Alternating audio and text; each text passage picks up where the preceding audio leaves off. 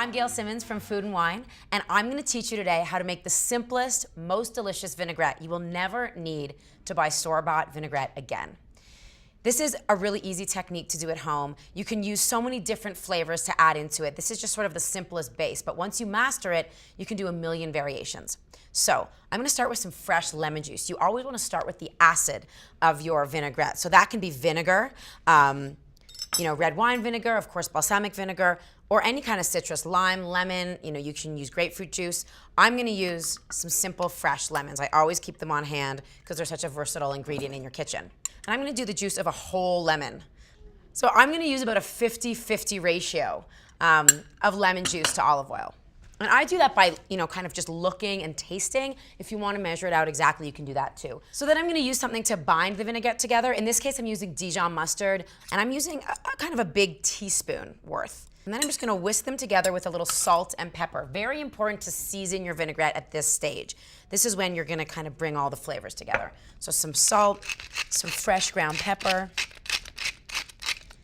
and in the bowl, a nice big balloon whisk that'll just bring everything together. At this stage, you can also add some flavoring. For this vinaigrette, I'm gonna add some fresh herbs. I love chives. They're in the onion family. They have a great zesty flavor, but they're just a little bit more sort of soft than straight up onions or spring onions. I'm gonna just dice them really finely, about sort of a big teaspoon worth. And I'm gonna just put them right into my vinaigrette as well. Give that a mix. And then I'm ready to add the oil. You want to add the oil in a very slow, thin stream while simultaneously whisking. So the key to this is to have a bowl that has a really flat bottom, or you can actually take a towel if you want to, take it on its diagonal ends, twist it around. This is a little culinary school trick for you, and tie it in a knot together so it forms a ring. And when you do that, you can then set the bowl into the nest of the towel, and the bowl won't move while you're whisking whenever you're whisking, just like that. So into the bowl, a very steady, thin stream of oil, just kind of drizzling down the side and whisking simultaneously. And that'll help emulsify the vinaigrette so that you know that it's not broken and it really comes together.